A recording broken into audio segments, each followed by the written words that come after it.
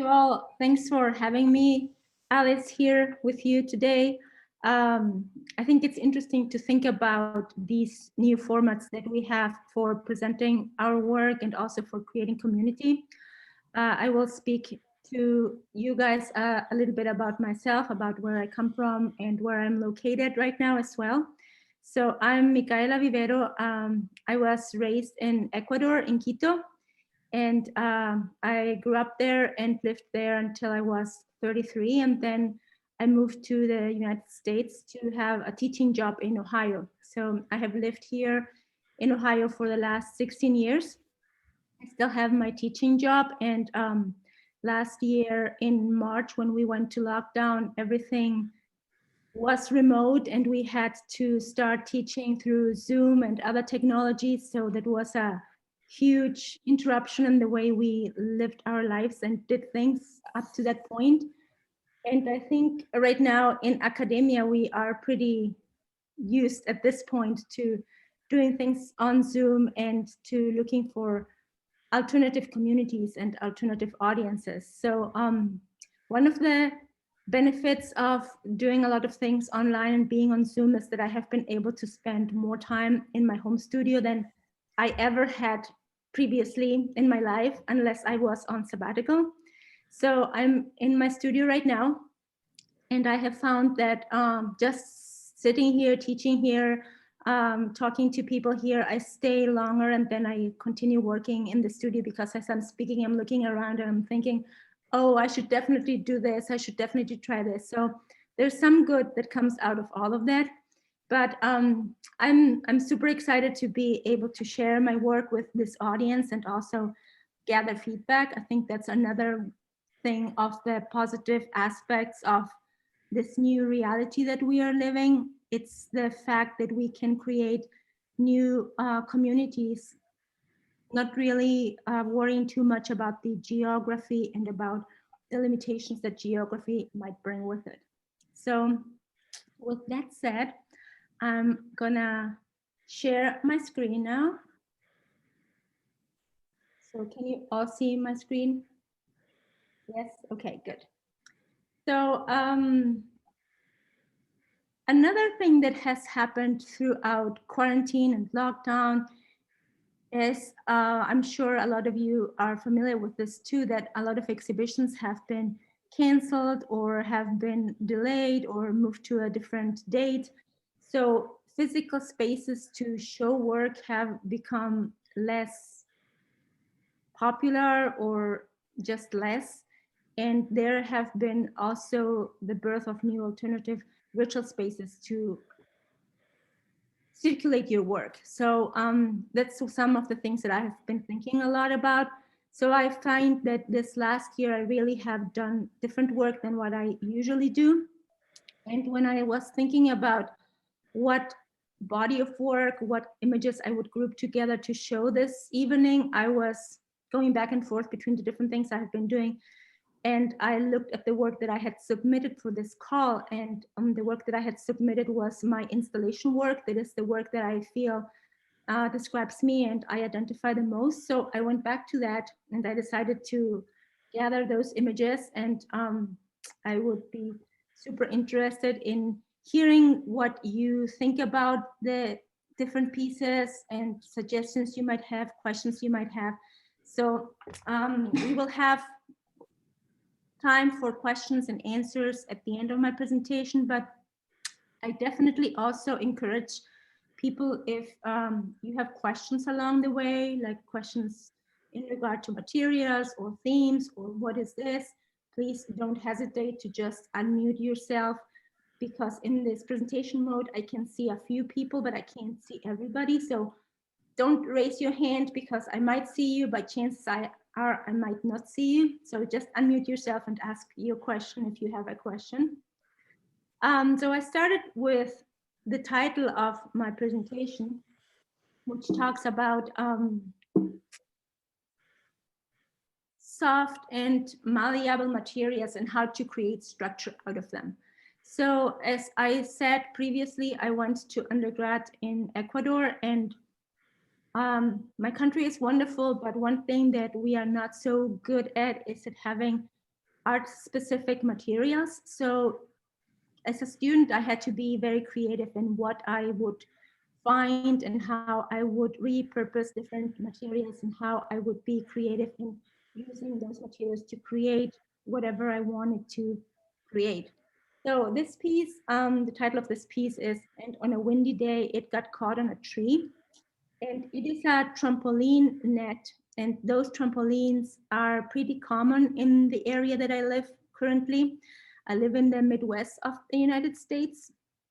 And that means that people have their own homes with their own yards and a lot of entertainment for their children. And trampolines are one of those common entertainments that you can see in people's backyards. So they talk about a specific socioeconomic status, but also a specific reality. Quito, the city I was raised in, is more a bigger city where people live closer together, and entertainment is many times shared. And in the United States, I have found that people have a lot of these entertainment things in their own homes. So we also have tornadoes in here in the Midwest of the United States. So one time I found this trampoline net caught on a tree, and I got some help to take it out, and then I decided to use it as sculpture material. And what interested me from this was, first of all, what connotation it would bring with it. So how does it relate to the domestic, to family life, and to children's entertainment, but then how to make it into something else. So fibers are something that I'm very engaged with and interested in using. So this is all sisal that was dyed in different colors, and then it was attached to the trampoline netting with a crochet. So I had these colorful geometric shapes, and then I included this polyurethane that is used for insulation, insulating houses and like filling in cracks so the cold air from the winter doesn't come in, but it expands beautifully. So this is a material I have used a few times already, and I like the way that it works with a container. So if you spray it somewhere, it will always try to expand the boundaries that you allow it to expand. So if you have netting, then it will go through the holes, and what kind of organic shapes can emerge from that. So after that experiment, I painted it all black, and I had more of the fibers coming in here through the back. And there were a few gold rocks that were grounding it.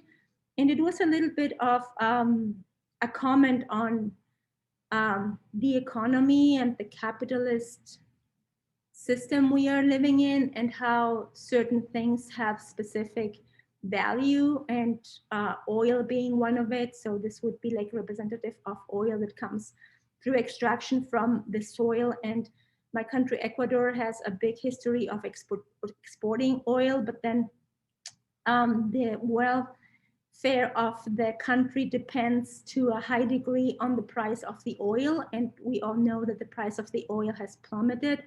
But then there are other materials that have kept their value stable, and gold is one of those, right? So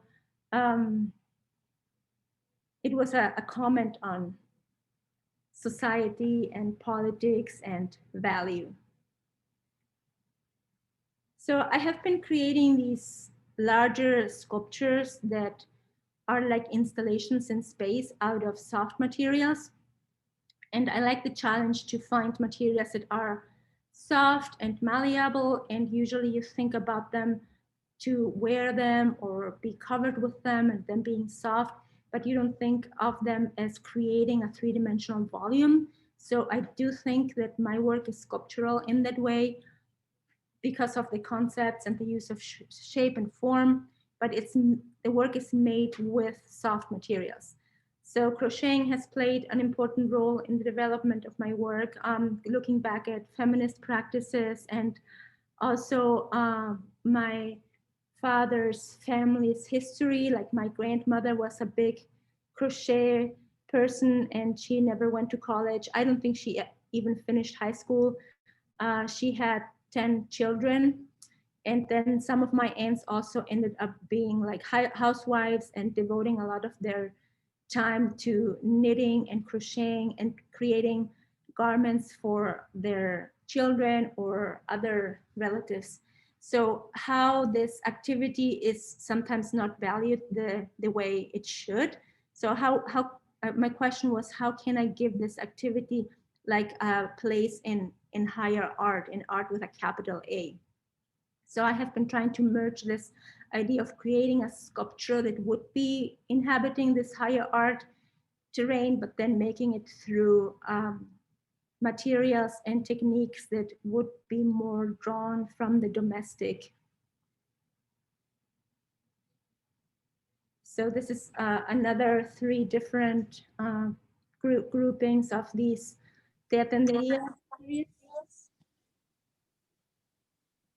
Was there a question? No? So these 3 were placed in the outside in different botanical gardens. And the first one was the one on the bottom.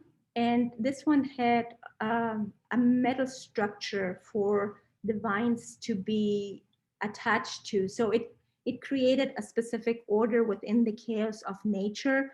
And my piece just lived comfortably in this metal structure. The 2 pieces on the top were a bigger challenge just because there didn't seem to be any order, like a geometric order, like in a gallery space that you would usually see. It was really a garden that had no taxonomy that I could really understand whatsoever. So I created this piece and it was supposed to be installed in like half a day. That's the time that I had to install. So I had to calculate it pretty well, but it was really all very empirically made.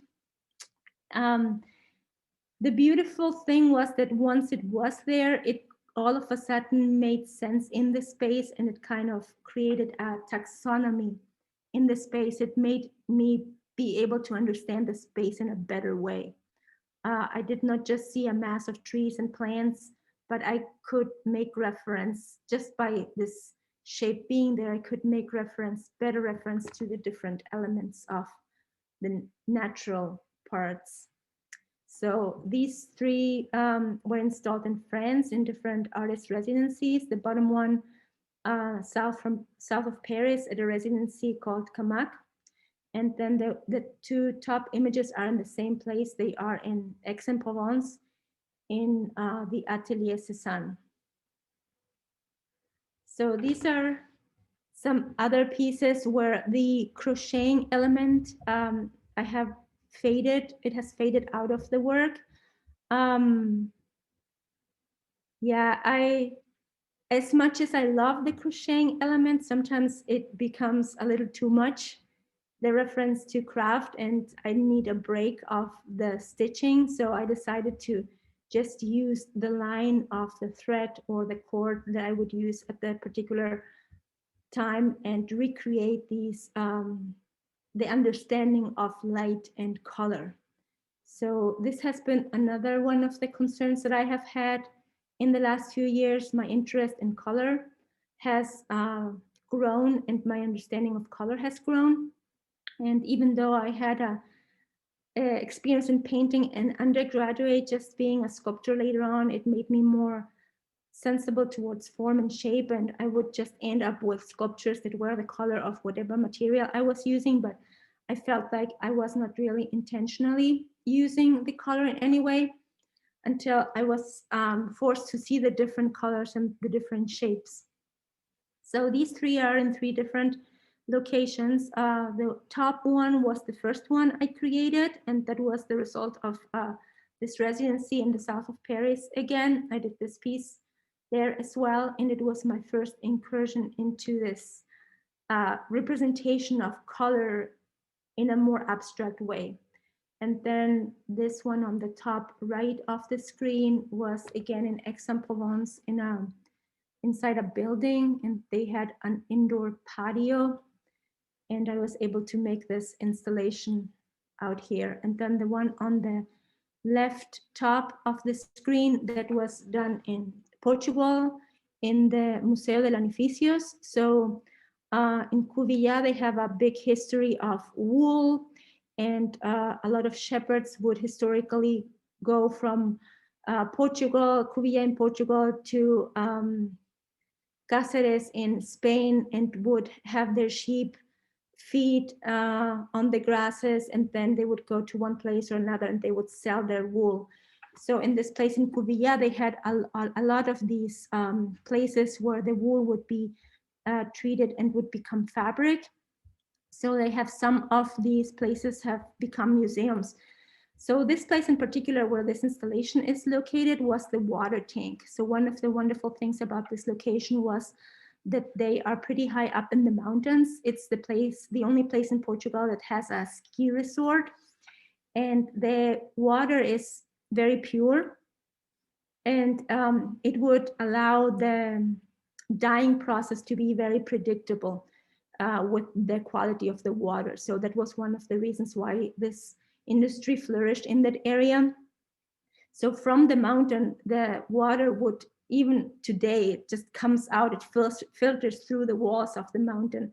So this was the water tank where the water was stored until it would be part of the dyeing process of the different fibers. So the space was empty. It was just a passage to go to one of the museum rooms to the other. And to me, the importance of the space made it, for me, important for the viewer, for the visitor of the exhibition to take a pause, stop there and just take a look at the colors, and through my installation be able to spend some more time with this space. So this installation, the You and the I, this is one of the older works. So I'm going chronologically from the newer work to the older work. So as you can see, the colors I'm using here are basically like reds and earth tones, so pretty much a lot of warm colors. And it was when I was just starting to be more intentional in my use of color. And again, I have the polyurethane, the spray foam working here. So creating these shapes, very organic looking shapes, like making reference to organs, to insides of bodies, a little reference, but not too descriptive of those organs. And then filling the forms with spray foam, and then just overnight or in a couple of days, seeing how this spray foam escapes the constraint of the structure that was created and how it bursts out of the seams. And then I started to paint it with acrylic paint. And one of the things that was super important for me in this installation was to connect the ceiling to the floor. And it was in a time of my life where I was expecting my third child. So it was a way to represent like the connections that you might have with other beings. Yeah. Okay. So, I don't know why that's, oh look, start video. All right, I continue now. So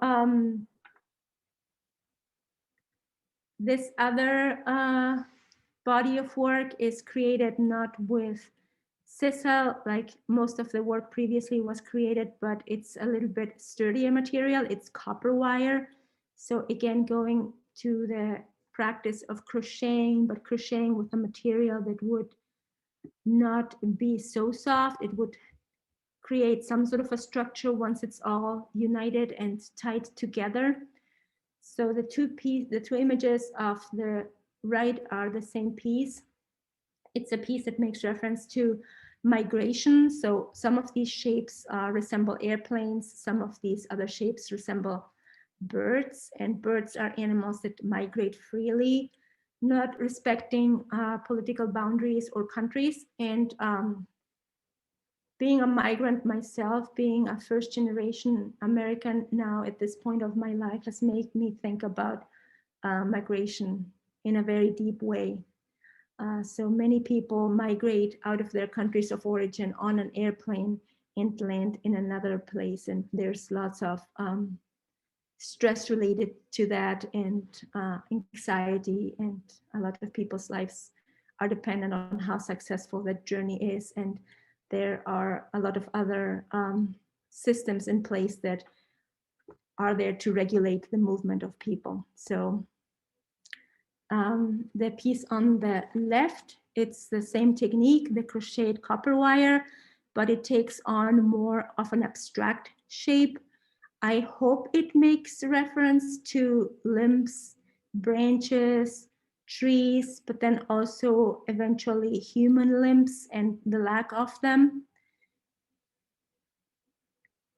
And then this is my previous work, the work that I was talking about previously, the one that has no color.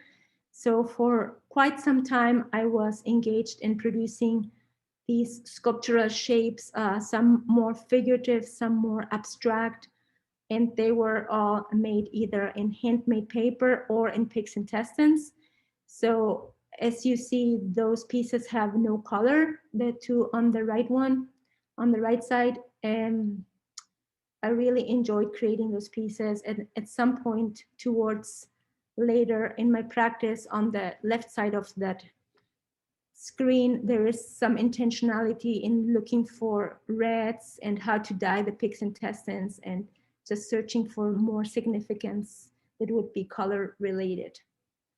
I've thought about going back to the pig's intestines for some time, and I don't think I have explored all the color that I can explore. So I'm still in the middle of that research. But on one of my residencies, I had a colleague see some of the pig's intestines work and comment on the way that the light reflects on them. And then you can perceive a lot of color, even though the pieces in and out of themselves don't have color, but the light reflecting on them creates the illusion of color and the existence of color. So it's something that makes me think about a lot. All right, so this is my last image. And as you can see, the previous images I have shown, I do create them in my studio. And I think about how they will be displayed in a larger space, but it's not until they are inhabiting a larger space that they exist in space. They can exist in my mind, but it's always different when they exist in space. So knowing that I had no exhibitions in the foreseeable future planned, I tried to make work that would be more fitting within this space that I am living in. So I have been making quite a bit of handmade paper since we were put in lockdown in spring. There was a lot of space outside to be mixing pulp and having pieces of paper dry all over my yard. So I went into the process of making a lot of large pieces of handmade paper. And throughout the process, since it's very low technically made, there were a lot of imperfections, a lot of rips, a lot of broken pieces from this process. So I would get these large pieces of paper, but they would be filled with rips and holes. And then I started filling them in with this gold leaf. The gold leaf I forgot to mention, but I have been working with gold leaf a lot. And one of the reasons is the significance of the gold as this element of value. But then also in South America, we have the history of the colonization and how the gold was something that was extracted from the location and then shipped abroad to other countries. And there still is this resentment to some degree, or also a blame towards the gold to make the gold be responsible for all the misfortune and the underdevelopment that we might suffer from. There are so many churches in Quito, in my home city, that are completely full with gold leaf, very Baroque altars, and they are very characteristic of the area. So I have used gold leaf. I think it has this dual connotation in my work, and I appreciate it being there, even though sometimes the shininess of it becomes a little unbearable, and I need to make work that is not so shiny, but still, I still go back to it. So I would be happy. It's 3:30, so I think I have 10 more minutes if there are questions, or if people would like me to go back to some of the work and talk about it. Thank you so much. They're incredible works and really beautiful as well. I don't know whether it's going to help stopping screen share so that we can see. So many people on this call, which is great. I don't know if anybody would like to either put a question in the chat or do the hand raising thing.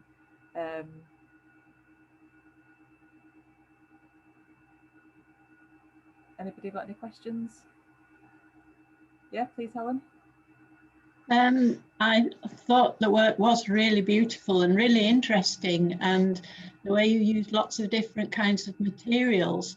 Of course, I have to ask the question, how did you obtain and prepare the pig's intestines for working with?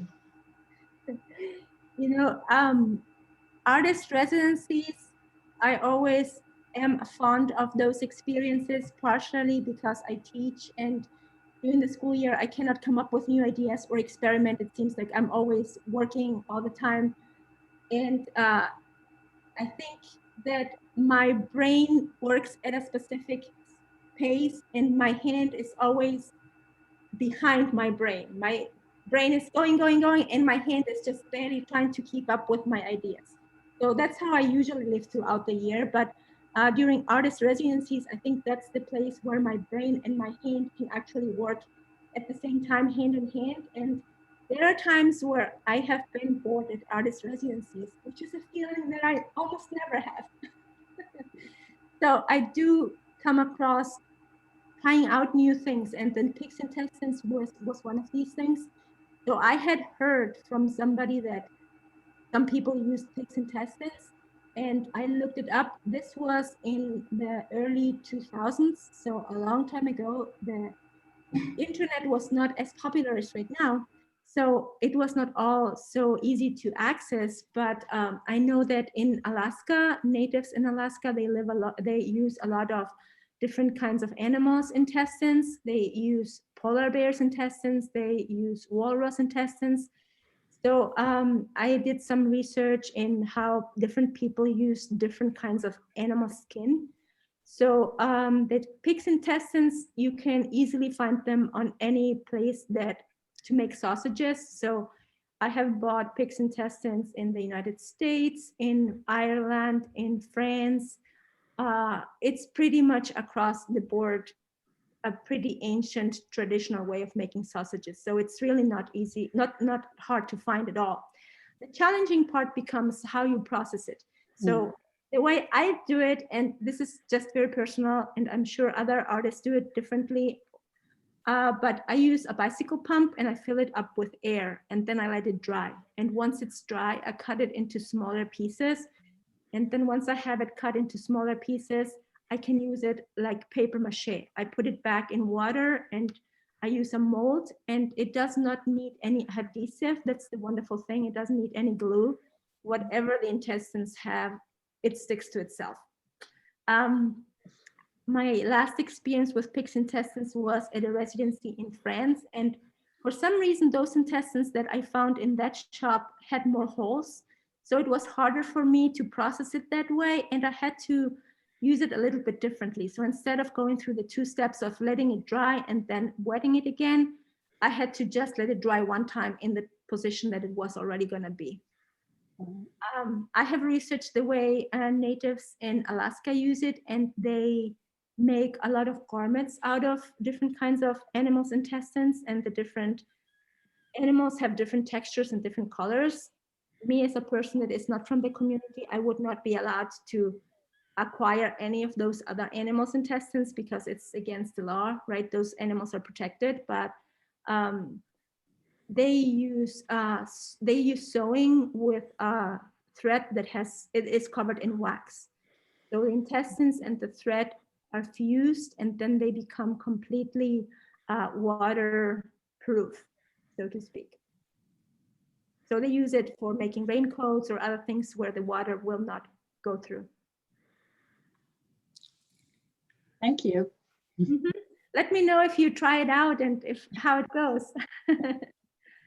Yeah, my name is on the internet and I teach at a school, so my email is connected to that. And I also have a personal website. So yeah, if you want to contact me later about it, I'm happy to talk about it.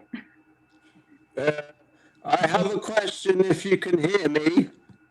I too am a sculptor. I was very impressed by your crocheting of the copper organic forms. That amazed me and blew me away. One of the things about doing big irregular things is there's a lot of pressure from the art world to make things to sell or display. And I wonder what you think about all that, because you make big objects that are obviously not conventional sales sculptures. If there's some kind of comment or thought going on in your process there. That is an excellent question. And that is one question that I have been asking myself during the last 10, 11 months a lot. I'm a member of a gallery in New York, and our gallery was closed for many months. So one of the moves that we did was our gallery joined Artsy. I don't know how familiar you are with that, but it's a platform that sells art. So it's not really appropriate for the work that I do, because my work is large scale. It's not really intended as a commodity to be sold. So I had to play with this idea a lot about what kind of images, what kind of work can I put on a platform where the intention is to sell objects. So none of the work that I have produced, hopefully responding to that question, really has been shown here today. But I think for my well-being, it's important to produce that work that can be experienced. And I envision that once we are out of lockdown and once people can physically be in places again, I do think that the lived experience of somebody circulating an art exhibition or experiencing an art exhibition without the presence of technology will be very appreciated. So I do think there is going to be probably a technology fatigue at the end of all of this.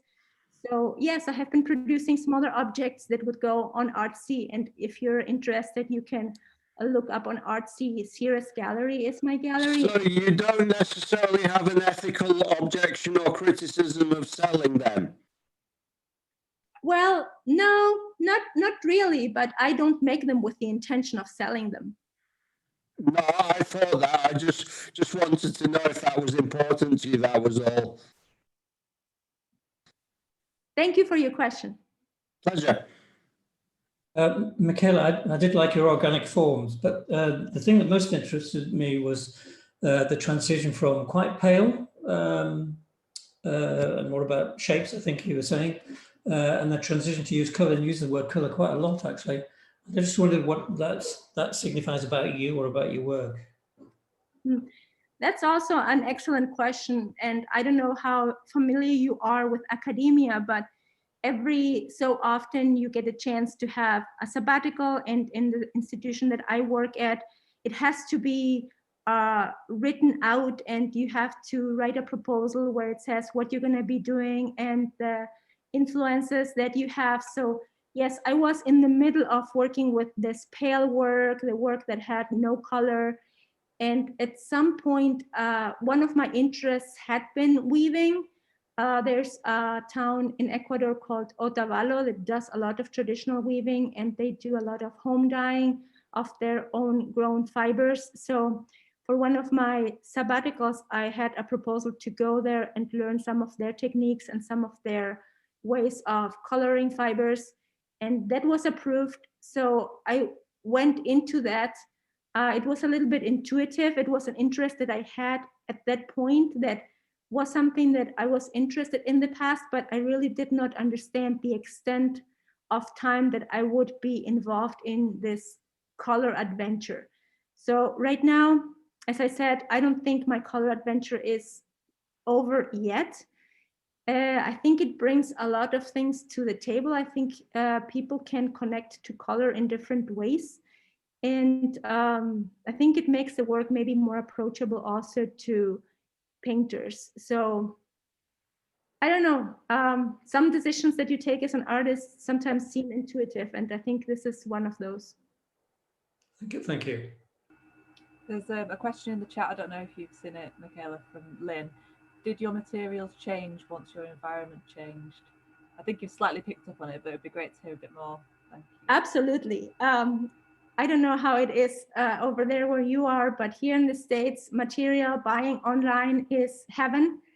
And it's an experience that I had never had in my life. So as a faculty member at my institution where we provide the materials to our students, it was overwhelming, to say the least, to buy materials for all of my students, just because I had really not had the chance to do it before. I had to source my own materials in my backyard, in the river, in a pond when I lived in Ecuador as a student.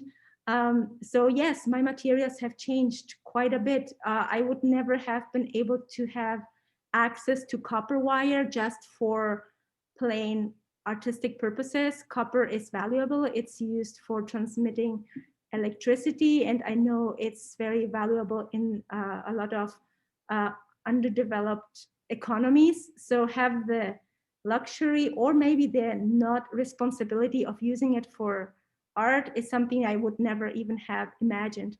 Another thing is the variety of dyes that I have access to here to dye sisal or jute or hemp. It's very limited, very restricted in Ecuador. So I have a lot more things available here, which I don't know if it's a good thing or a bad thing, but it's just the way it is. Thanks for that question. Andrew, did you have your hand up before? Did you want to ask a question? Is that me? Jan, Yeah. Sorry. no, Hello. no. Oh, sorry. No, please go ahead. No, go on, Janet. Just a quick one, really, Micaela. Your lovely piece on migration cast a beautiful shadow. That the shadow across the wall was almost part of it. Was that part of your thinking when you were putting up your installation? Because it really did look lovely. I really like that piece. Thank you so much for picking on that. And yes, as I have picked up on color, I have a little bit forgotten about the shadows, but the shadows were very important in my earlier work when I used to use monochrome materials. The shadows usually created another installation. So yes, absolutely. The shadows, super important, but I kind of have forgotten about them a little bit now. Thank you. Yeah, Micaela, my question was about the crochets that were hung in the garden, which looked like giant spiders to me. But I was puzzled. I don't know anything about crochet, but how on earth did you get them to fit that space that was so ununiform? I mean, what's the process to make that work? It was just a mystery to me. Well, I am not mathematically inclined and very bad at making any kinds of calculations. I have gotten feedback from people around me to try to measure things better and that I could eventually have things that are very well calculated, but it's not the way I do things, so it's very intuitive. The nice thing about the crocheting is it has a lot of give, so it is very flexible. So an understanding of space, circulating the space many times, going back and forth, seeing where it's higher, what are the possible points where the piece can be anchored, which should be longer, which should be shorter, so it fits in that forest. But yeah, the secret is a lot of work on site and then also having materials that are forgiving.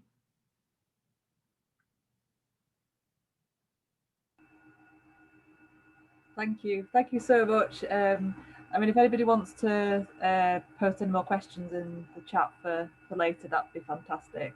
Or if you want to answer them like directly, of course. So if we're going to just a really short break, before we move into Andrew's presentation. Feel free to stick around just for a few minutes, literally 2-3 minutes. If you just want to turn your video off and come back whenever you're ready, that's fine. Like you could do that throughout the session as well. That's also fine, obviously. And we'll see you in a few minutes. Thank you so much, Micaela. That was wonderful. That was absolutely beautiful.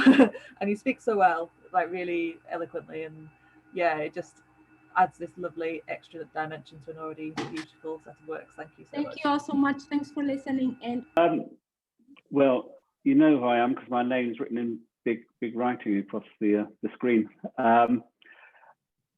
First, I'd like to thank so many people from the Open College of Arts to show up to see my presentation. That's very much appreciated.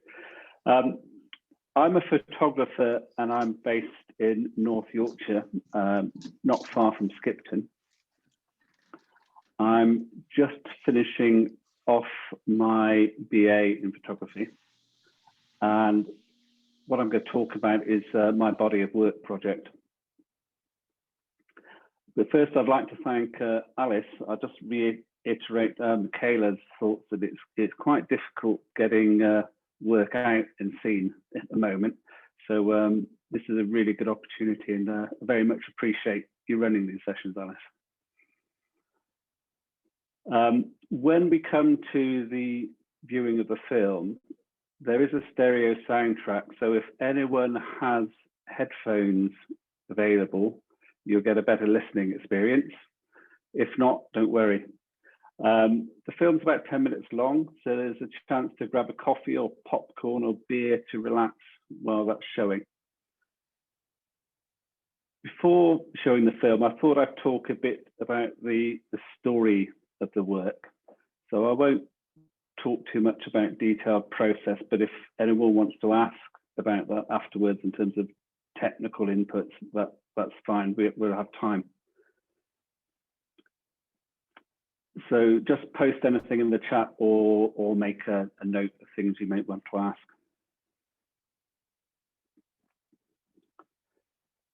Now, Leeds and Liverpool is a canal. The canal is over 200 years old. It's steeped in history and the traces of people that have worked and lived along that canal. When I first started thinking and looking at the canal, what struck me was the contemporary representations of the canal were often superficial. They mostly show it as a pastoral site of leisure, lots of pictures of sunsets, lots of pictures of well decked out barges with retired people. And that's understandable to some extent because that's how it's now promoted as a place of leisure and recreation. There's a body in the UK called the Canal River Trust, which has the responsibility for looking after and promoting the waterways. And a big part of its promotional budget goes on promoting the canal as a place of leisure. However, I did feel, for me, that it was lacking. The representation felt a bit one-dimensional. So, for example, this is a promotional image from the Canal River Trust. You can see it features an ethnic minority in the UK group of people enjoying a trip on the boat.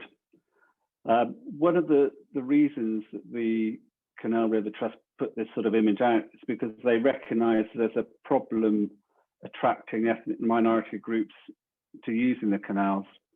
Their own surveys show that only 10% of users are from an ethnic minority background. So it's a well-intentioned image, but at the same time, it doesn't really capture the aura of what it's like to be on the canal. Here's another example of a image taken from the Guardian newspaper. I believe it was an article about boating holidays on the canal. And again, you can see they represent the swans, the beautiful swans in the foreground. You've got blue skies and clouds and sort of a pastoral image in the background. So again, very tranquil, very pretty.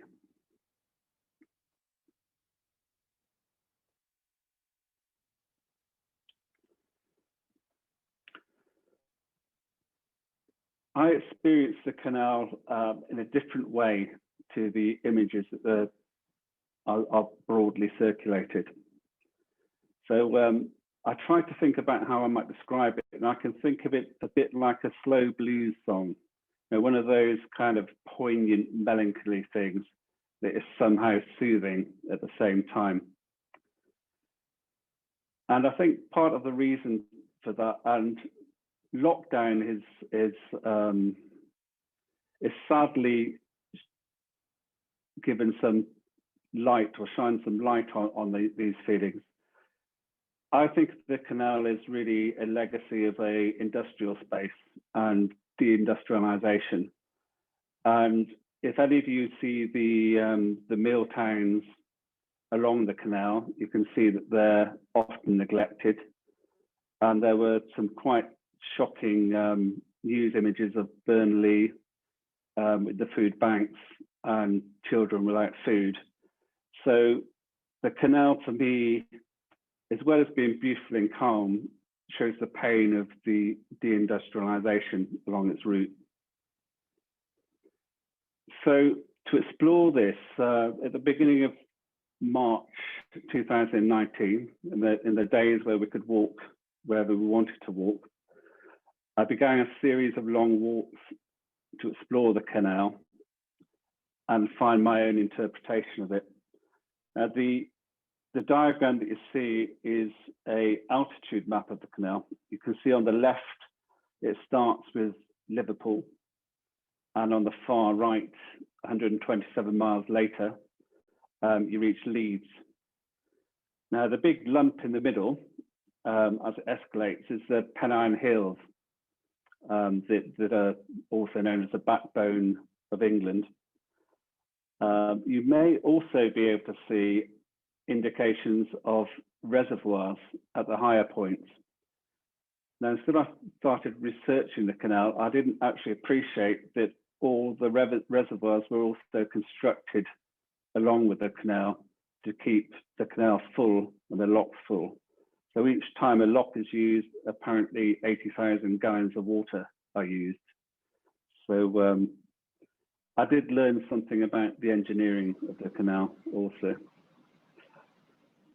So over a period of 2 years, including the first lockdown, I made something over 1,200 photographs along the length of the canal.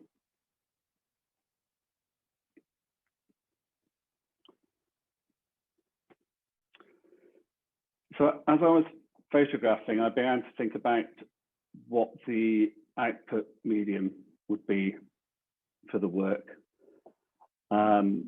I think we're lucky in photography, especially digital photography, that we can be quite flexible in terms of how we present an output. The idea of making a stills film came to me.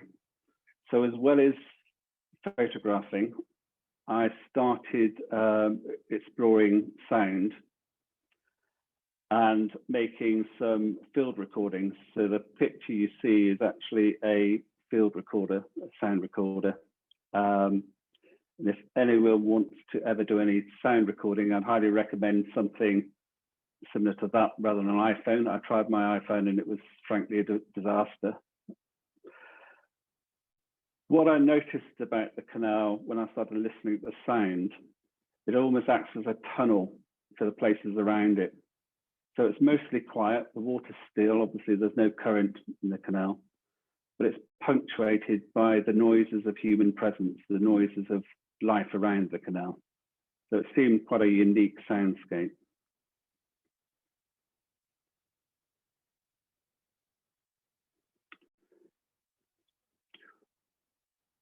I also looked for sounds to sample for part of the film. one of the great archives I found was the BBC sound effects archive, which has been useful for many different sounds, and it's available to use for anyone free of charge for non-commercial use.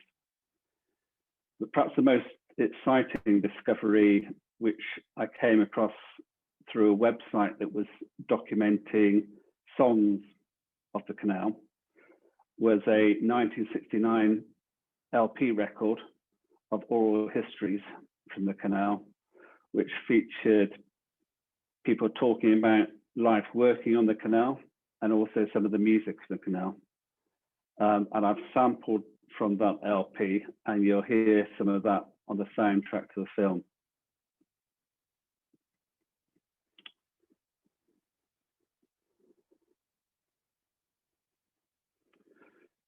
So having a big selection of images and some sound, I also felt the film needed some sort of narration. I found a number of poems, and the book you can see is actually from a book, a photo poetry book by Ted Hughes and Faye Godwin, the photographer. Perhaps one of the most poignant poems I found was Ted Hughes' Stubbing Wharf, which I have borrowed from slightly in my own narrative. The poems inspired me to write a narrative to accompany the film. I'm not a natural writer, so that was a bit of a challenge. But with a bit of help and feedback from a writer friend, I eventually arrived at something I was happy with. Now, I originally used my own voice for the narrative, which I thought was okay. It was a little self-conscious, not being used to performing in front of the microphone. And one major thing it lacked, I'm originally from Somerset, so I didn't get that northern twang that I would have really liked in the narrative. But through chance encounter, I ended up working with a professional actor, Paul Butterworth, who actually you'll find is listening on this call. So in addition, I should point out, being an actor, Paul is also a painter. So Paul has appeared in the film The Full Monty, which I'm sure everyone's heard of, and recently in the series Strike. And I think you'll hear when I show the film how much this is added in terms of the delivery and the poetry in the narrative.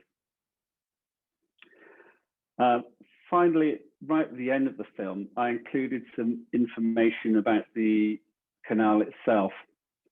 That was really in response to viewers of an earlier edit that said, I'd really like to know more about the canal, its history, you know, how long it took to build, etc., etc.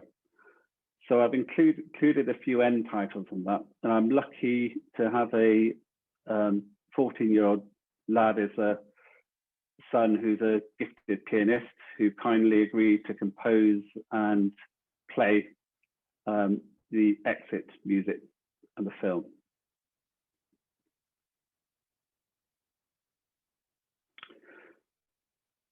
So next up, I'm going to show the film. I hope it's going to work okay over Zoom. We'll see. We had a bit of a dry run earlier. It seemed to be fine. I hope you enjoy it. It lasts about 10 minutes, so please sort of sit back, relax, have a drink, etc. And if you've got headphones, please use them.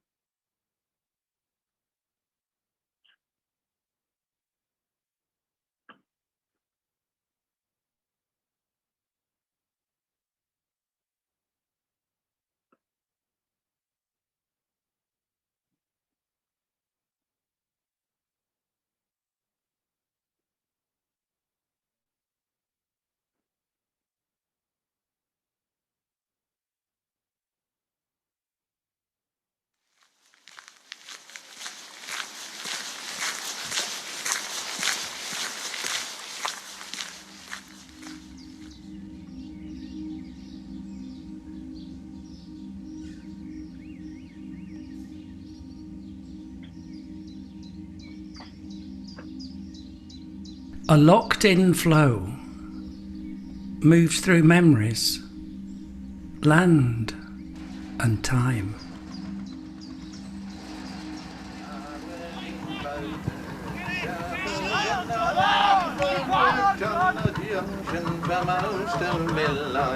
With a pair of steel boats and I fancy I'll carry on boating. A world connects with a space inside my head where thoughts wander freely.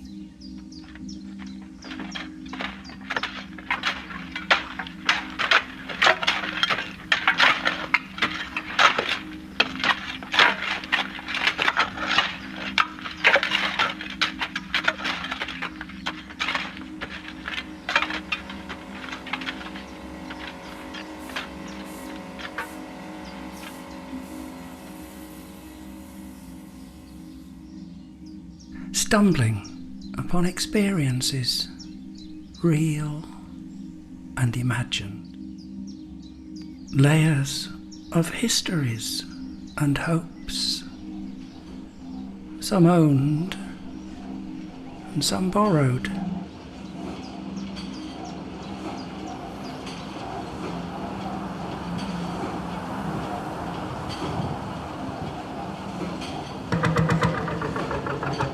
Make Captain a most comfortable place because it's so close. There's everything to your hand. About the same on the bottom boat.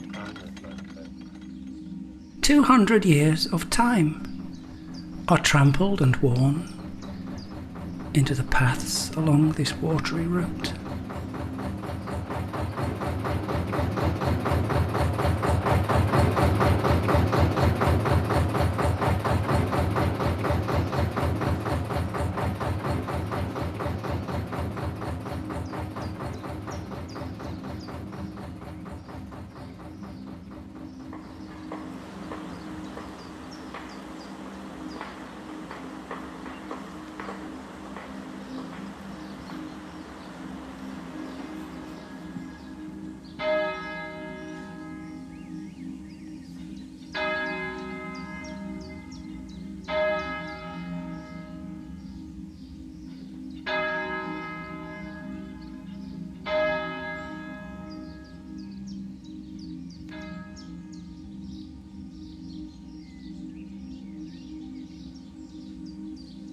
Heritage of a grand project, a gloomy memorial of place.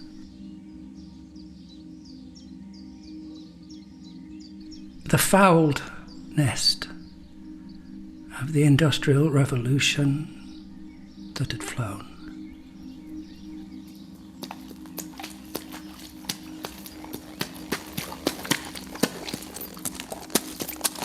When I first started, it was nearly all horse-drawn loads. You could see a dozen times. They could tell who was coming by the horse. I mean, some fellas had what we might call a grey horse for years and years. And they'd say, so-and-so. And if you just happen to make a mistake, they'd say, well, that's the first time I've seen him as he hadn't got a grey horse. Of course, that's another thing, the horses. I mean, they were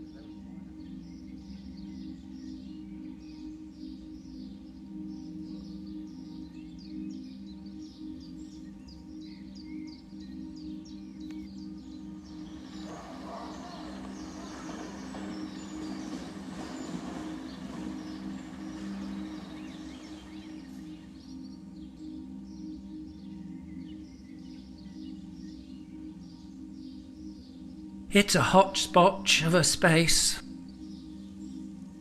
There are ship-shaped gardens and drowned shopping trolleys.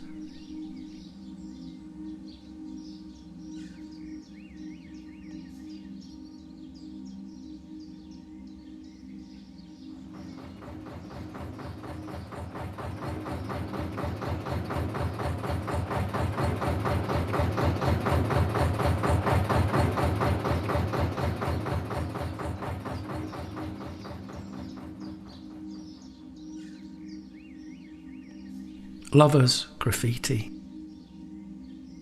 and the anger of the disillusioned.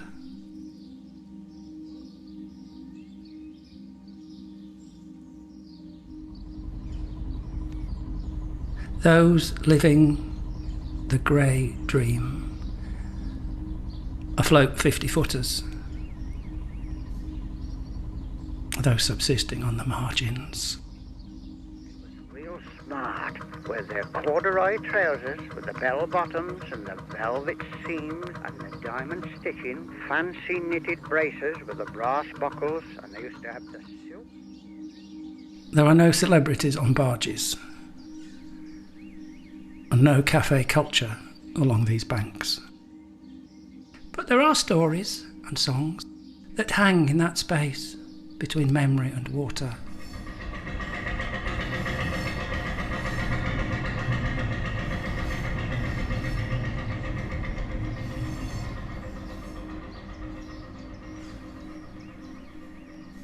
There are doors that once were, land cut with shovels, relics of industry and birdsong. When we came out of the booze, we went to a friend's house. He fixed us up with some tater wine. And a friend of mine, he was playing the accordion, he fell down and bursted it. I bent down to pick him up and I fell with him. But I was drunk for 2 days after. I must have drunk 2 or 3 locks full of beer. There are makeshift shelters and childhood memories, encrusted in rusty bicycles.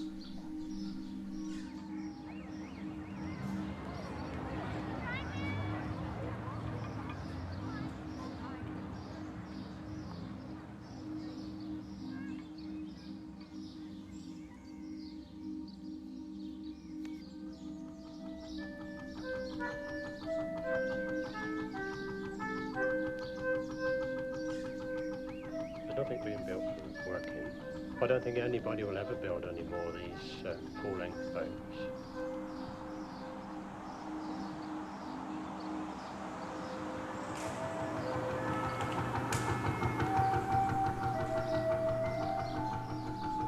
Whoever shouts the loudest claims a space.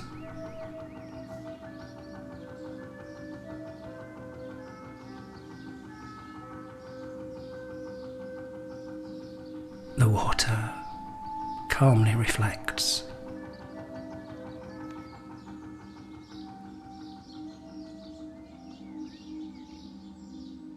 It's from Leeds to Liverpool that my mind wanders through worlds within a world, between presence and memory.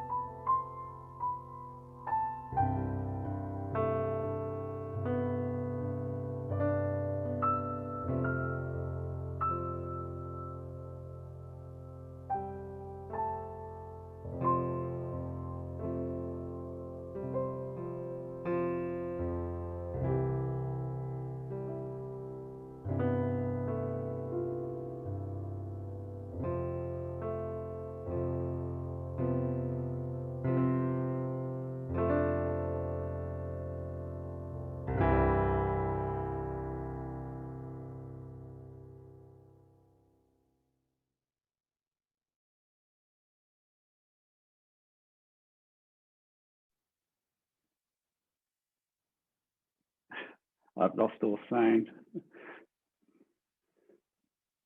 I can't hear anything for some reason. Can you hear me? I can hear you. Yeah, I can hear you. Yeah, I do have a question, if that's all right. yeah, sure. I was sort of wondering a little bit about your use of kind of more descriptive narrative. Your bit of writing, and what was your thinking behind the I'm not saying it wasn't needed, or I'm just asking, sort of behind your feeling that it needed. It was necessary. Yeah. Yeah. I think obviously a photograph is silent, and people will and can project any meaning they want onto it, and that's fine. But I think what I wanted to do in the narrative is somehow steer my feelings about the canal. I mean, I was just sort of wondering. I was sort of wondering about the sort of descriptive nature of some of the narrative. For example, you can, where you see a bicycle and you say it's a bicycle. Yeah. So, yeah, so this is a very mild critique of how do you feel, the words and the images? Do you think they're supporting each other or fighting each other? Well, the backstory to that's quite interesting, because to start off with, the images were edited visually, so it was a visual flow. Then later, I added the narrative. What I found is, purely by coincidence, some of the photographs echoed what was saying in the narrative. So you weren't. So you weren't actually. Yeah. No, so the two weren't written together. Okay, that's really... What I actually found is, because one or two matched, you automatically started questioning, well, why don't the others, or what's going on? So I actually ended up resequencing the photographs on a storyboard, so they fitted to the narrative. That's I wonder. So yes, I think I'm kind of wondering about that. And sorry, I don't want to hog all the time, but I just have one other question. I thought it was quite interesting the way you used, found sound of. And I was kind of thinking, how would it work if your narrative had been kind of, contemporary sounds of work and labour that are happening along the, even if that's the tourist industry or something, it might have been, I don't know if you thought that might be interesting in sort of picking up that idea of labour. Yeah. And how labour has changed perhaps in relationship to the canal. So yeah. I hope you don't mind me asking those. No, that's fine. I mean, there are elements of sound recorded from factories along the canal, but one thing that surprised me is, it is the Leeds and Liverpool canal, so it's not the canals that you see from down south that are warm and populous. It's how quiet the place is. Right. Okay. You can walk and not see a boat moving all day. You can see a handful of people once you go across some stretches of it. So it is really does have the feeling of being very marginalised. I spoke to some boat owners. There's one couple I spoke to that lived on the canal for 34 years. Not that particular canal, but travelled the canals all across the country. And I did ask them, why is it that doesn't seem to be too much activity along this canal? And they said, well, partly because it's so difficult to get on and off the canal. So at one end, you've got the river in Leeds, which is tidal and very difficult to navigate on a longboat.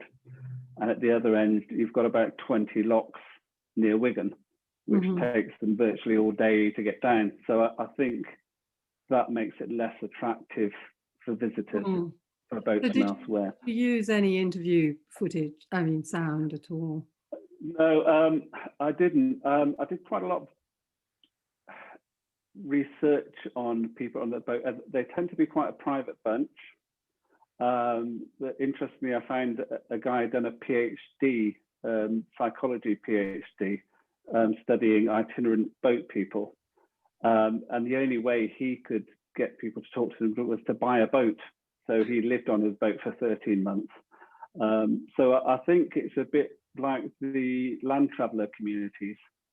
So the people that genuinely live on the boats as homes, keep themselves to themselves and shun outsiders. Then obviously the tourist industry is a different thing again. Yeah. Sometimes you only need one person who kind of gives you a rich vein. No, thank you. Thank you. I think what's really fascinating, one of the many things that's really fascinating about your film is something you touched on before with the kind of like the promotional image that the canal, is it the Canal and River Trust? So their choice of promotional material that they put out there for kind of advertising reasons, and what it is in a kind of more sort of realistic sense, or how it's like artistically portrayed. Are two very different things, and like yours is a kind of subjective realism, which I think, you know, I go on the Leeds and Liverpool Canal myself, or you know, the in and around that area, and it is kind of like, this is what it is, and why sugarcoat it, why sort of window dress it to make it look like it's something it's not. I understand, you know, the reasons behind it, but at the same time, that realism is something that honesty as well is something that, you know, I think has a power to it. So I think that your choice of words and your choice of images really does that really well. So yeah, awesome work. Thank you. Does anybody have any questions that they'd like to ask or comments? Okay, thank you. We've got a hand up. Watching. There's like a little hand up. Hello, Andrew. Hi, Janet. To me, it was very transferable to the sort of decay and being left behind feeling that's in many city centres now, and it portrayed that very well to me. Although you can place it in the past, I think it's very much of the present. Really, it wasn't nostalgia. It was that sort of looking back and looking at what's happening around us. So it certainly made me think like that. Yeah, I think that's interesting. It's you know, it is an ongoing moment, I think. And I was listening to the news at lunchtime with the buyout of the high street shops. You think, what are they going to start to look like until we start to find alternative uses for those spaces? Rusty bicycle lying around. Quite a few times, I think. Thank you. Oh, thank you. I meant that there was like a hand up. What's it called? Like symbol? Sorry, is it Tiger? Hi. Sorry. No, it's thanks. And thanks very much, Andrew. I thought it was really striking and really affecting. So well done. But I just wondered, and maybe you're kind of alluding to it there as well, but what drew you to the canal? What's my, sorry? What drew you to the canal, I suppose, as a space or somewhere to explore? It's interesting. What initially drew me was a project. I thought I was going to do a series of portraits of people's lives along the canal. And that's based on previous experiences of canals elsewhere in the world, if I'm honest. This one's on my doorstep, but I'd rarely visited it. So I'd spent time in Russia in the past, in St. Petersburg and Amsterdam, which obviously have city canals and are full of life. And for quite some time, I walked this Leeds and Liverpool canal looking for the life and couldn't find it, even towards Leeds or Liverpool. And I found out there's the final stretches near Liverpool, the boats used to need a police escort to go in for fear of having bricks thrown at them. But what I noticed as I gradually let go of this idea that I was going to find these convenient people, and partly not people that were dressed in lycra or or high-vis jackets running along the canal, which I didn't think would be a very interesting subject matter. You start noticing the traces. You start opening your eyes to what's there. You think, well, the people are there, they're just absent. And I think, so the project morphed really from one thing to another. And at points, I must say, points earlier on, I almost considered I might leave it alone because I couldn't find these people. But I'm glad I persevered in the end. It was a lesson in looking harder, I think. Fantastic, thank you. Yeah. Can I just ask Andrew, the sounds you recorded, were they all sounds as you walked along the canal? No, some of them were sounds from along the canal. So a lot of the sounds I recorded, well, sorry, all the sounds I recorded were from along the canal. For example, the football pitch with the lads playing football, that was borrowed from the BBC Sound Archive. So not all, but the ones that I personally recorded were from the canal. So the engine noises, that sounded a bit like a train. Was that on the canal? The engine, well, I don't know which engine noise you mean. There were the engine noises. They used to run on very old engines, so that's the modern diesel engines on the boats don't sound anything like that. But that was the original engine sound. And there was one clip where I'd recorded a train going over a bridge when I was standing underneath it. So you might have heard that, yeah.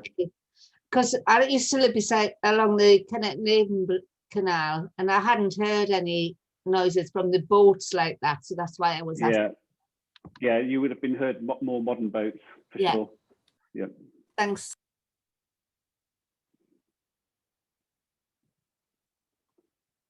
Oh, Helen? I just wanted to say how much I enjoyed your presentation, Andrew, and having seen the film previously, the information that you gave at the beginning about how you developed the whole idea and where you gathered your material from, etc. I found that really interesting, and it sort of enriched the whole experience of watching the film. So thank you for that. No, thank you, Helen.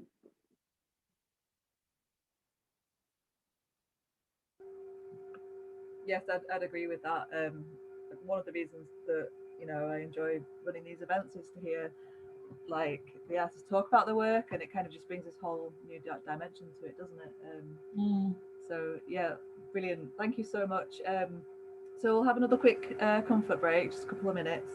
And yeah, if anybody's got any extra questions or comments, just pop them in the chat, or contact Andrew directly. I think certainly your website was on the press release, and yeah, we'll come back in just a few minutes and listen to Claire's presentation. So yeah, see you all again in a few minutes. Thank you. The work I'm going to present is from my series of Chemo Day drawings. As everybody said, it's been very difficult to have any exhibitions, but I was very fortunate in getting an exhibition up and running at Sheffield Northern General Hospital in their new Seven Hills Gallery, and I was chosen as the first artist to exhibit in the space. Not very many people will have been able to see the show because of COVID, obviously. But the exhibition brings together 18 of a growing number of drawings. I was diagnosed in the summer of 2018 with bowel cancer, and that treatment is still ongoing. My treatment's still ongoing, so in a sense, I'm quite lucky. Yeah, despite COVID, to still be treated. So I'm going to just start with a short video where you can see the installation of the drawings. Here I am in the new Seven Hills Gallery. I'm just showing you the set of drawings by artist Claire Smith, which have recently been installed. These are Claire's chemo day drawings. There are 18 of them in total.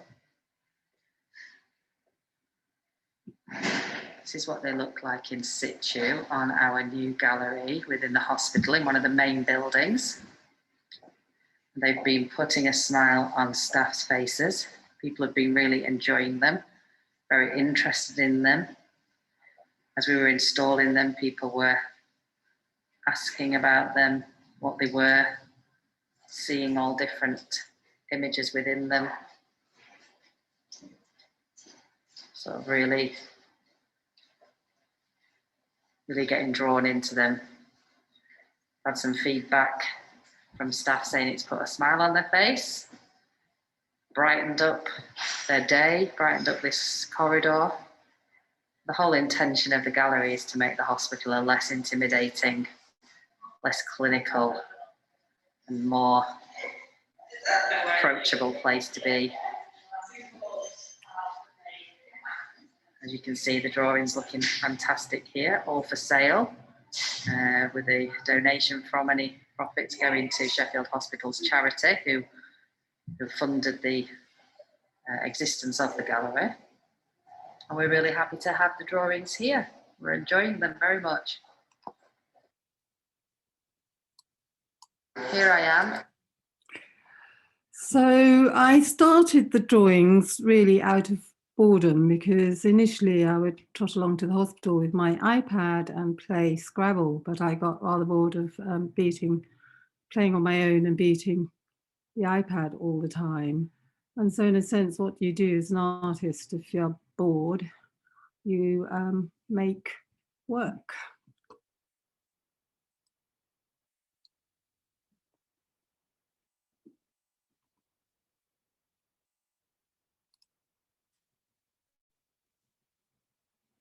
So I sit in the treatment chair and I draw.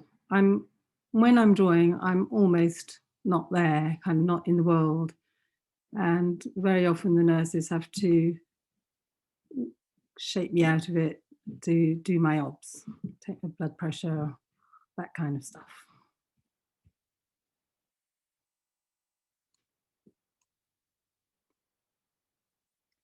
So I respond to marks on the paper, marks that have bled through from other drawings, marks in ink or from coloured marker pens or watercolour paint.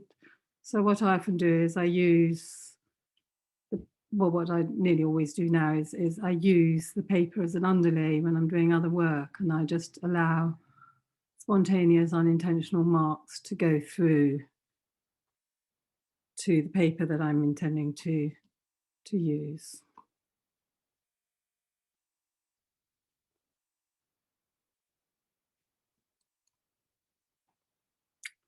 The paper is thin and fragile, but strong at the same time.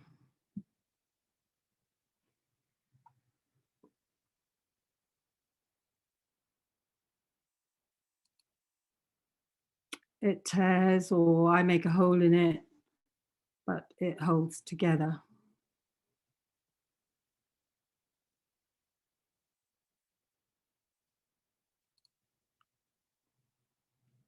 Sometimes I do one drawing, and sometimes I do two. So this, for example, is number one that was done, of two that were done on the 14th of October, 2019.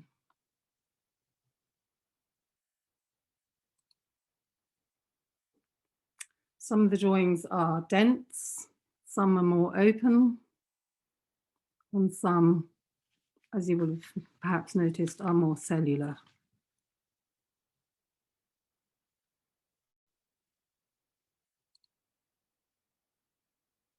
The paper I use is Chinese practice paper, so practicing your calligraphy. So it's not expensive paper. It's used obviously for writing, and I like that connection between drawing and writing.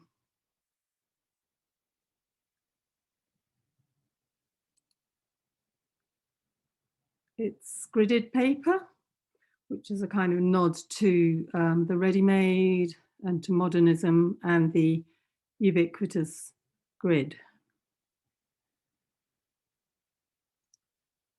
And it's useful to use the same paper for all the drawings. It kind of gives it a feeling of continuity, even though each drawing is separate.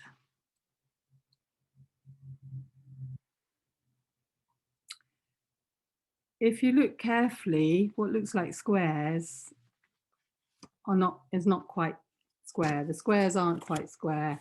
The lines aren't quite straight. It's quite a wonky grid. And I think the sort of fact that the lines aren't straight and this is probably a sort of quick process, you know, cheap paper, and they just sort of churn this grid of paper out.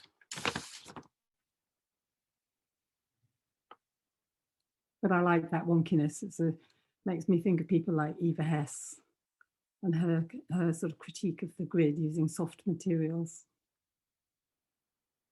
and sort of repeating, but not repeating the same thing in each square that she used. So I'm half Chinese, mixed heritage, and I think, how do I negotiate my identity? So bring different elements together. And the paper, the Chinese paper as a sort of cultural substrate is one way of doing this, of creating perhaps a sense of unity. And I also use Japanese watercolor, which I enjoy using, which has different qualities. When it's used thin, it's a little bit more like the watercolor we're all used to here. When it's used a bit thicker, it's a little bit more like gouache.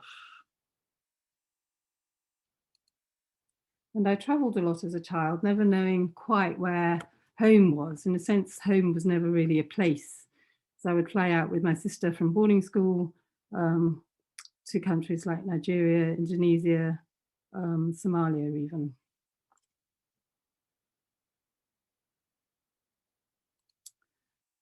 But somehow the paper becomes a place. It is a place.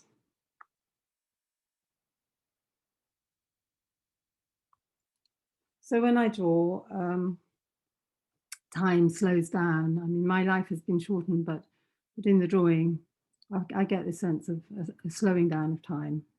And I like the fact that these are durational drawings, small pieces of paper. They're about just under A3 in size. And the drawings take about 4, if not 6 hours to do.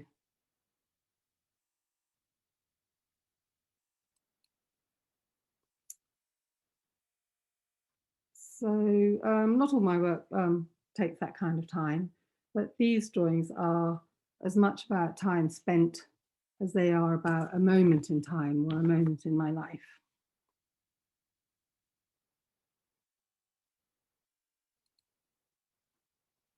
Lines appear and areas get filled in. The drawings are a record of presence, of still being here.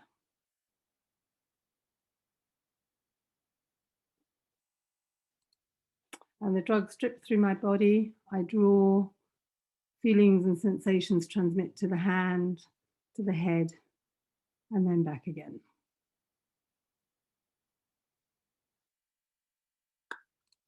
So usually, generally about halfway through, I eat lunch, and then suddenly it's time to stop drawing, pack up and go home. Incidentally, this piece has been bought by a donor who is donating the piece to the Newhall collection of women's art at Cambridge University. So I am quite chuffed. So I surprised myself when I hang one of the drawings next to a batik painting from Indonesia. I love this batik painting, and the drawing is chosen by my husband as his birthday present. And when I hung it up there, I just suddenly thought, oh my goodness, look at the colours. And I realised that everything I've been surrounded by, Chinese paintings, Chinese ceramics, Japanese ceramics, Malaysian and Indonesian batik, they're slightly different, has been absorbed and is part of me. So the drawings, in a sense, become maps of the self, a journal and a record of me still alive and still living.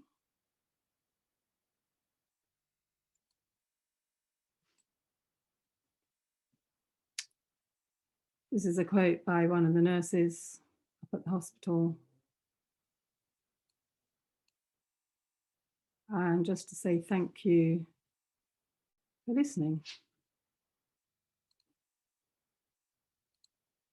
That's it. So yeah, open to questions or comments or anything you want to say or not. Thank you, Claire. I really, one thing that struck me was the rhythm of how you talked, like compared to like the flow of other presentations, not necessarily like tonight, but in general.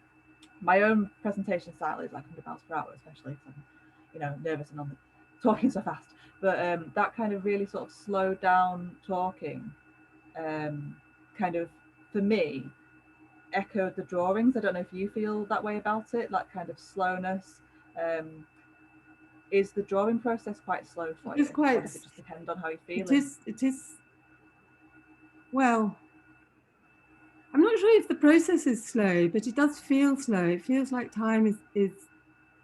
I mean, it in a funny way, it helps the time pass because it's stuck in the chair for well, now actually shorter time, but it's stuck in the chair for so long. But at the same, so it does help the day go by, but it also slows. I don't know. It's calming. It slows time down in a strange kind of way. And when I was preparing the presentation, I've given it a couple of times. When I was preparing it, I felt actually, yeah, there is that sense that I do one drawing or two drawings every 2 weeks, or these particular drawings. Sorry, I kind of during lockdown, I don't seem to be doing anything else except draw.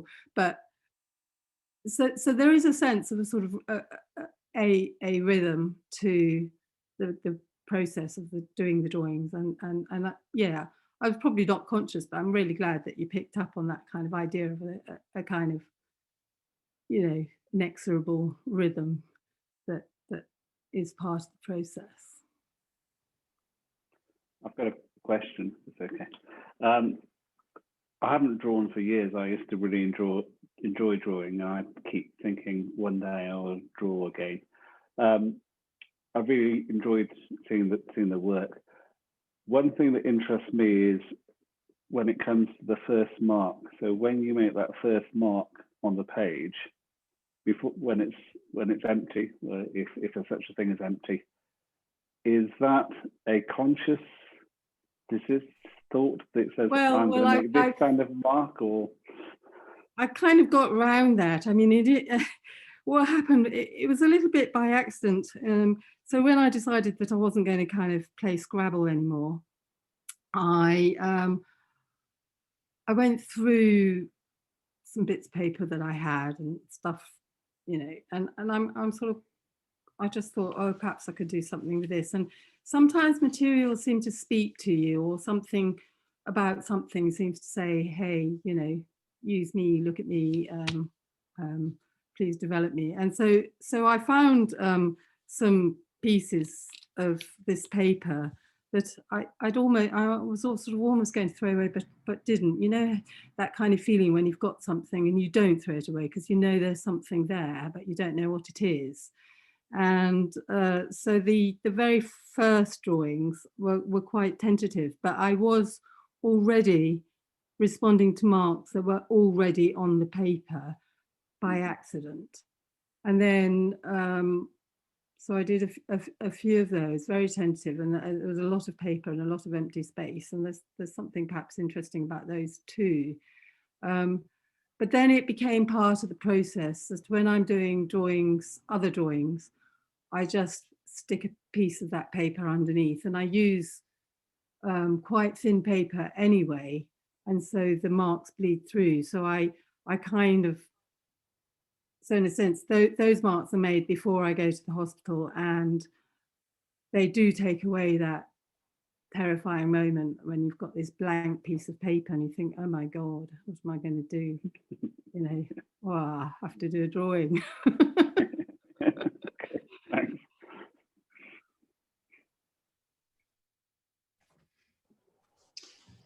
Lynn. A question about audiences. The drawings were in a corridor, hospital corridor, and that will be a particular audience of healthcare professionals and patients.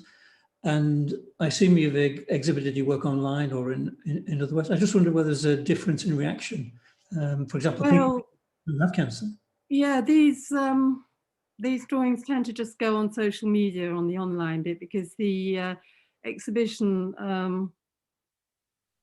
yeah, there's the first time I sort of they're sort of bunched in a group like that to show, and with COVID, I'm not quite sure what the sort of next, you know, what happens to them next. So it's been really good to have them there. But I do agree that, you know, it would be nice to do something that would be for a very different for a different audience. So I try to get around that using social media, like everybody does, really. Sorry, Lynn, you had a question, Lynn Shaw. Yeah, hi Claire, thanks, that was really moving. I was just going to ask whether you would consider maybe leaving paper in the treatment room to pick up marks. Maybe it's not appropriate environment to do that. Would that change the work? You know, if you left paper there, say for a week, for it to absorb some, you know, marks from people picking it up and moving it, or putting a coffee cup down on it, or that sort of thing, and then you used the traces from that environment to do what you do, would that change the work in any way? I know, given COVID, that's you know, it could be COVID, that is completely impossible. Ruins everything. Yeah, but maybe around your living room or your living space or something. Yeah, I suppose I could use it, you know, for my spilt coffee, but I haven't really thought about doing it that way. There's an artist called Ingrid Kalam. I don't know if you know the name, but she traces. She uses tracings of spaces and then turns them into artwork. And your work just reminded me of that in some way. I think you might find it quite interesting if you don't already know her. I'll look her up. Thank you for that. Yeah, Joanna. Hi. Hi, Claire. There's some movement around this idea of the piece of paper that you bring with you, or the marks from before, which I've kind of heard, but I've never heard it quite, it's never quite gone sort of, I've never taken so much notice of it. And I'm wondering whether it is that kind of, it's like a map of your everyday life. And it's kind of, is it, I was wondering whether you're moving with that place, which is your home or your studio, and taking that into the hospital with you, and then you're meeting that, so you're bringing two worlds together in that way. Yeah, that's a lovely observation. I may have forgotten to say, but in a sense, yes, the drawings are kind of have become, especially when I hung that drawing that my husband, you know, Roger, chose next to that batik. I mean, I just had no idea how much I've taken in from all these different sources in my life, and so yes, the drawings are in a sense a kind of map of the self almost. And I do like, yeah, no, I really like your observation, because I do quite a lot of work in collage, and the idea of sort of this, you know, the juxtaposition of different worlds and different elements. And I think the fact that, you know, I'm not, you know, a kind of, that I am, you know, mixed heritage. I am half Chinese and half English. I think it's not so much about duality, but it's about these, you know, negotiating these two different approaches to life and so on. And I think perhaps, yeah, no, I really like that observation. It's also partly, you know, it's partly a device, and I think as artists we always try and find devices to kind of either help ourselves or obstruct perhaps as much as help. But so the sort of spontaneity of the marks that are uncontrolled that go through gives you something that you can either follow or respond to. But there's also a sense in which where was it going? That those marks are kind of something that's already there, and that and there's something. So in a way, it's almost like you could say things that are already there are things that perhaps you might work on in observational work, but in this case, it's kind of marks that are already there that you respond to. So it's something as well that you respond to that's perhaps, yeah, outside of that chemo environment. Yeah. Sophie, yeah, unmute yourself. You need to unmute yourself. Sorry about that. Hi. Hi. That was wonderful. I was wondering to what extent the process has gone the other way. In other words, that the stuff from the specific chemo environment with the base that came from your life as an artist outside has gone back outside into what you do on your non-chemo weeks. It has, but it's been a process actually of, funnily enough, developing a vocabulary. And you know, there's a really, if anybody would like it, there's an interesting essay by Simon Bill on my website about this work, where he also mentions you know, a number of artists who either at the end of their lives or they're ill or something's happened, you know, and they make work that they might not otherwise have made. And I think in a way it's given me an opportunity to develop a kind of drawing vocabulary that is much spilling over much more into the work that I am doing now. And also I'm getting quite free with the sort of collage work, and again using you know, pieces from other bits of work that may or may not have worked. Sorry to use work twice in different ways. But we're not in France, though. It's okay. My brain, sorry. But anyway, so there is a kind of coalescing of a practice. I mean, I used to worry. Used to freak me out, you know. I'd worry myself unnecessarily, really, about whether the work was coherent or consistent, or, you know, could anybody recognise, you know, this bit of figurative work and that bit of abstract work and that bit of collage as mine. And then I thought, you know, none of that really matters. I'm just going to make the work. So, but yes, it has spilled over, and you can probably see that in some of the recent work. And if you know, sort of, if you want, I can send you an example. Do. I will do, yeah. And it's so beautiful. Very, very nice work. Oh, thank you, Francis. Yeah, thank you. Any more? Well, I think we've kind of done that in the time, Alice. Helen. Well, my question was very similar to the last question, really, but the other way round. I was going to say, how much is this body of work a development of your previous work, or was it quite radically different because of your life-changing experience that you're going through at the moment? Yeah, I think perhaps all my experience of all the different things I've done have gone into the work, and I think there's perhaps more of a kind of more confidence in, as I say, in kind of just doing it. I'm not sure. I think I'd probably have to ask Joanna about that, but I think it is more the other way around. I think the fact that, you know, it was a life-changing experience, kind of repeat of a sort of 10-year ago experience, but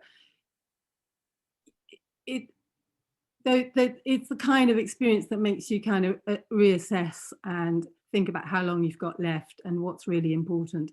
And there are some really important things that I've really enjoyed and continue to enjoy, but which I've had to step back from. And I should mention that I also am co-founder and co-director of something called Dover Arts Development, which has been going for 13 years. Is it 13 years, Joanna? I think so.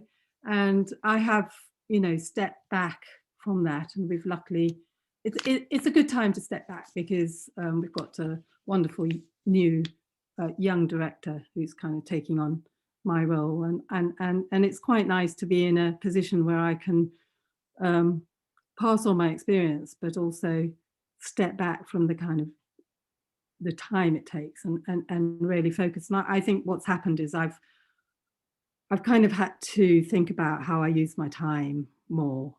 And so much of it, I mean, I was just, you know, every 2 weeks at the hospital and then appointments in between and this and that and all the rest of it. You know, it's just kind of like, oof.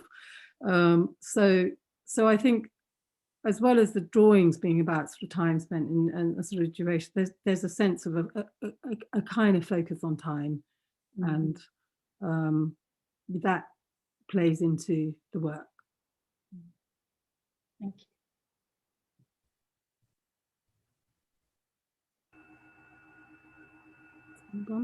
Any questions? I've been neglecting the chat, sorry, because it's been open, it's not popped up with notifications, but if people want to have a look for themselves, there's some really lovely comments just saying thank you, really interesting practices, thanks for sharing your thoughts, inspirational, drawings are beautiful, Claire, Micaela. Oh, I forgot to thank you at the beginning, so I'll thank you at the end for allowing me to present. No, it's my pleasure, thank you. There was a question I missed as well. I'm so sorry. I think it was from Lynn. Oh, you didn't ask us. I didn't cover this question before, did I? Sorry, Andrew. This is a question from Lynn. What is the model of the sound recorder? Sorry if you've already covered this. I only just noticed it a minute ago on the chat. It's a Roland sound recorder. I don't think they make them anymore. But there are, if anyone's looking for one, a good value one, Zoom do some quite good ones. So there's Thanks. I've heard some other recommendations about the Zoom recorder as well. Not this like platform, obviously, but as another message. Yeah. I've been using the iPhone. Oh yeah, terrible. Thank you. Yeah. So as another project I do with dwell time. Sorry. Just Lynn, if you get one, if you're going to record outside, you need to get what's called a dead cat. Which sounds a bit grim, but essentially you put it over the mics and it stops the wind blowing directly into them. Oh right, like a grey fuzzy thing.